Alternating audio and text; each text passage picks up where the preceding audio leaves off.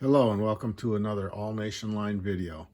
For some time now we've been developing concrete ties for the model railroader to be able to utilize on their layouts, particularly if you're modeling the more modern railroads today.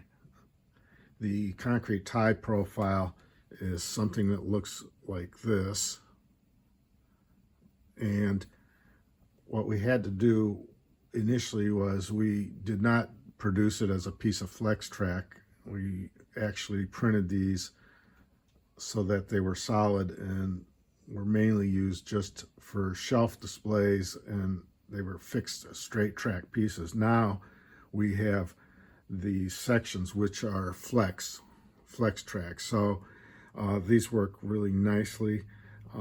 And we're trying to simulate the different types of tie clips that are used on the railroad, and simply using a pin to mount these onto the roadbed. Once you go to a flex track and you want to get your rail onto a 3D printed piece like this, you really do need a jig, and that's what we're showing right here. I just simply printed a bunch of these ties on a mat and used those to build our little jig here. And when we take a 20 tie section, it just drops into the jig, and when you push the rail through, normally you don't have three hands, the whole thing's down, the stuff would be bending on you, and really you want to hold it perfectly straight while you insert the rail. And so that's the purpose of the jig, and we can generally take a standard micro engineering code 148 rail and push it through there and lift it out of the jig, and then we'll be able to mount it to our road bed. Now here's a sample of an old piece of true scale road bed. And any of the fellows that were familiar with these over the years, this came, I think, in O scale and HO, as a matter of fact. We ran this through the planer and took the ties off. And what we're generally doing, at least on parts of my layout, is taking these sections, once the rail has been inserted into the length that we want, we simply utilize some pins to mount these rather than spikes. These are just standard number 22 by 1/2 inch pins, and we have the holes already 3D printed so that it's easy to run the spike or the pin. I suppose you could use a spike, wouldn't matter, to mount it to the roadbed, or you could actually glue them down, depending on what your preference is. And these happen to be in perfect gauge once they come out of the jig, and you put it on your various radiuses that you require on your layout. So I thought you'd find this video a little bit interesting. We may have went a little bit overkill on our jig here, and chances are I'll put another row in here so we can run two at a time. And I think optionally we'll be able just to sell these for modelers who already have rail. They want to insert their own. Very likely they'll have to make a little jig to hold things in place while they insert the rail. And then we may also offer it already mounted on roadbed. So in future videos, we'll probably be talking about concrete ties for turnouts, and we'll have those develop here in the not too distant future for various numbered turnouts left and right, and should look pretty modern once we're done. And I think model railroaders will find this installation to be cost effective and relatively easy to get a lot of track down quickly.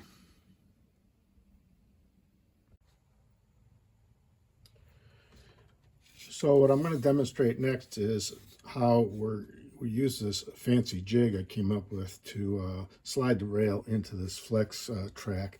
And what I really want to do is I have a very short piece of 38-inch radius roadbed here, and when I'm all said and done with the rail inserted into the ties, I want to mount that to the roadbed. And my first starting point is to determine how many ties I'm actually going to need for this short display piece. So what I'll do is I usually just lay this on the track and see just how many I'm going to need. And as it turns out, I'm going to need 9 extra ties, so I'll trim 9 off here and then we'll set it in the jig.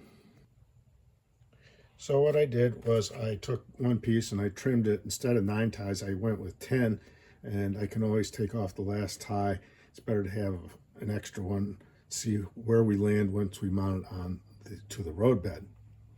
So the next step is I'm just going to put this into our tie jig like so. And there you go. You can see it's laid in there, and it won't shift when I go to press the rail. Now, one of the things I generally like to do with the rail is to take the end of the rail and put a little point on it so it can guide itself through the tie plates, and it should slip in relatively easy. Another thing I tend to do sometimes is make sure that my rail, especially if it's used rail or older rail, I'll make sure it's clean, and then maybe put a little vegetable oil right on here, and it slides in nice and easy, and when all said and done, it'll be nice and firm. So I put a point on the end of the rail, and I'm shining up with a little vegetable oil here on both sides. And the next thing we're going to do is to try to insert this into the ties. And as you can see, we'll get it started, and it may start a little difficult at first, but then once you get going, it starts going right on through. I probably should have put a little more oil on this. It's kind of dry, so I'll pull it out and get a little bit more lubrication on it. We get her started. Put a little further shine on it, top and bottom. And we want to make this as easy as possible, so we'll give it another shot here. And so it feels a little better. And there's quite a bit of resistance right at the start. And you can see that if I didn't have this track in the jig, it would be bending all over the place. I wouldn't have enough hands to hold it down. Now, you would think that the tension on here and the fact that it's giving me a little bit of problem sliding in would tend to knock these tie plates off, but they're pretty darn strong. So, in inserting the rail into the flex track, I'm going to show you exactly what it looks like and how tight it is. And the reason I use a little bit of vegetable oil, and we'll show you that we can slide it back and forth all the way through, and it pretty much stays in place. And once you have the first rail in, it makes the whole thing, of course, much more rigid. And then we can go ahead and do the second one. And the reason it's tight and so desired is that after 3D printing, sometimes the plastic cures a little bit, so it shrinks, but tightness is really what we want so that the rail will stay engaged. Now, another tip for inserting the rail into this ready-lay track is I beveled the underside on the tip of the rail, and so the end of the rail is designed to center itself between the tie clips and make pushing the rail a lot easier. So there you have it. The rail is inserted into the ties, and we're ready to trim it off to the length we want. And of course we'll trim this end. And now it's ready to come out of the jig. Now I may pull it back just a little bit so there's not so much on this end here before we trim it. And in doing so, it'll pull that just like that. And now we're ready to take it out of the jig. And you can see we have a piece of flex track, and it's ready to be placed onto the roadbed. So the first thing I do is try to mount the first couple of ties in the correct position. We're using a number 22 by 1/2 inch straight pin, and basically what we start doing is, as we get a little into the project here, like I say, we'll do the first couple of ties, insert the pin, and I'm not going to do every tie in this video, but we're just going to do a number of them, maybe 5-6 ties apart, just so you get an idea of getting this flex track radius the way we want it. So let me move it further in the center of the camera. Now I'm going to go a little further down, and we're going to start bending the ties over to the position that we want on our roadbed. And I'm going to insert the pin, so he says. Let me try this hole here. Okay, so we just basically want to get it in the correct position. And we put a pin on both sides of the rail, and they go in relatively easy on this old true scale roadbed that I'm using, and they hold really well. And I think, you know, if modelers are looking for a low-cost solution here and something that looks close to prototypical with our ties, our concrete profile, and the tie plates, this should do the trick. Now, in this particular hole or pin, it doesn't want to go in, and I bent the pin. So it just tells me that either the plastic is holding me up or the wood is very hard in that spot, and I might have to drill a little fine hole to get that one to go in. But we'll skip that for now, and we're going to bend it and go down another several ties here and start to finish this little project so that you can see what it's going to look like when we're finished. And I'll just, in order to speed up this video, I'll just do 2 on each side and make sure I'm got the camera focused right. I pull these, flex these ties over to the position that I want on the roadbed, and put the pins in. If my fingers weren't so big, it'd be easier. And we're almost to the end here where we want to go. And I'm going to flex it and do the very end tie here. And you can see the reason I went with an extra tie on the end.